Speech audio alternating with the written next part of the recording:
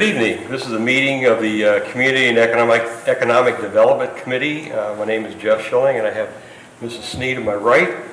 We're here this evening, and wait a minute, today is Monday, May 23rd, and it is 6:08 p.m. We're here tonight. We have a couple of things to consider. The first is to provide a recommendation to council regarding the replat of part of in-lot A267 located off Worthington Drive and the acceptance of the utility easements therein, and authorizing the Director of Public Service and Safety to execute any documents related to the easements.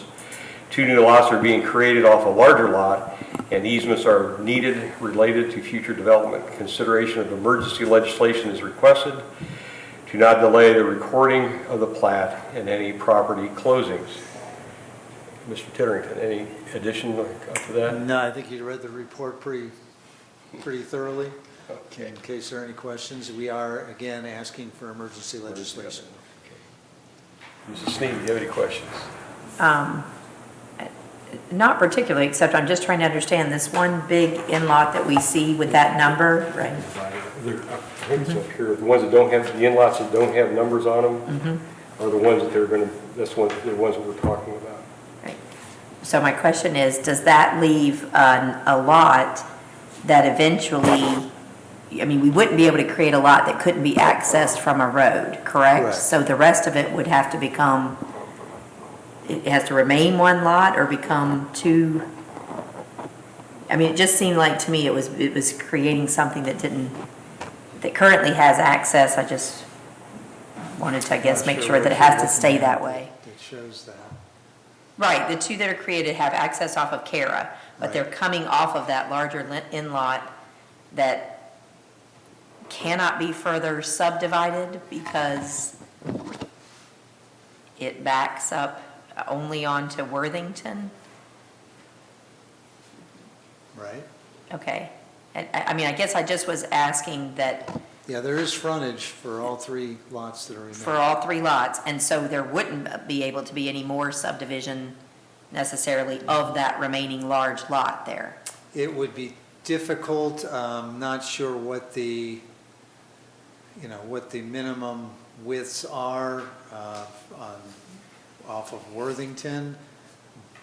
If it would have to go straight down and split that in the middle here, but there's no contemplation of that happening. Yeah, it just seemed like there were all these small lots and then suddenly that There's a large one, and I wasn't sure of the future plans, but that was just Yeah, with my the, only with observation. it being 4.7 acres left, Mm-hmm.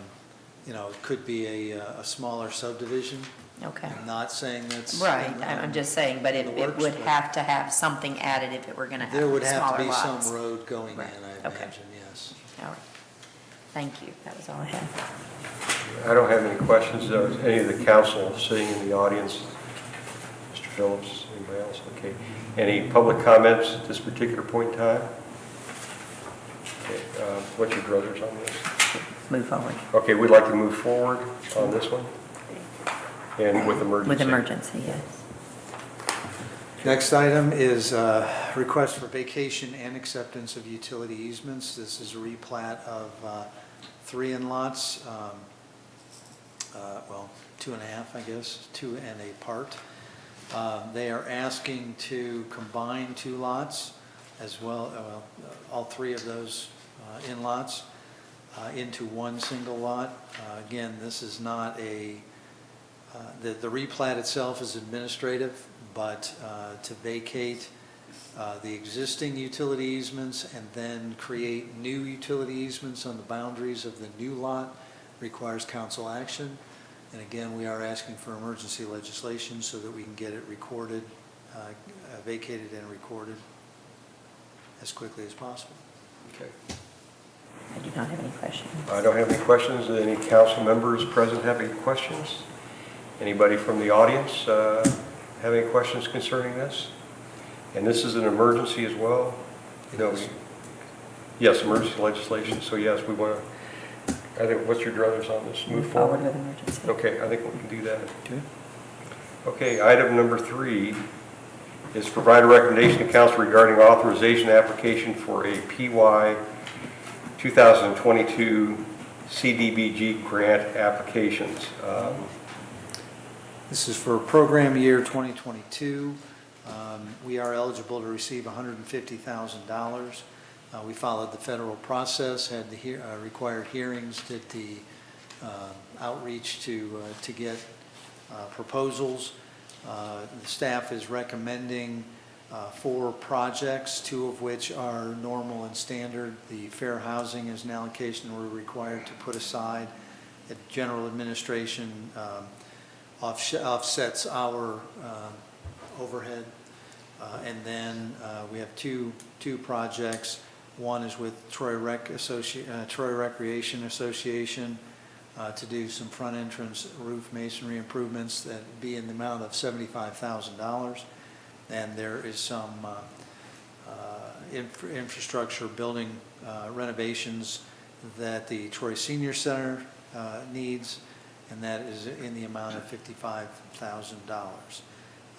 We do have a deadline of June 15th, and so we are asking for consideration of emergency legislation so that we can meet that deadline. Any questions?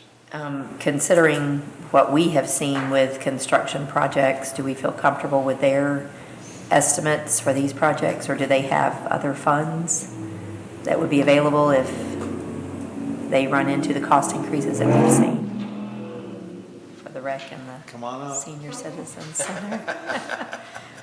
It's a great question. Good evening, I'm Nikki Reese, I'm the Community Development Manager. We actually went low, like the cost estimates that I have are actually low than what you're seeing, so I did budget 10% above. Probably good.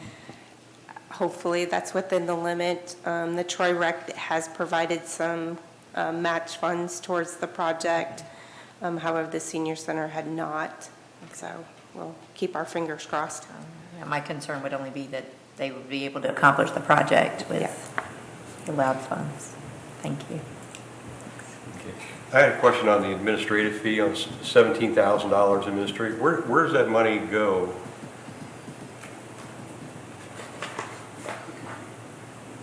Where does it go? Yeah, I mean, it comes to the city, but where does it go from there? I mean, does it? Do we have an administrator that is going to run this project, and we're going to pay that particular person $17,000? That would offset some of Nikki and her staff's expenses.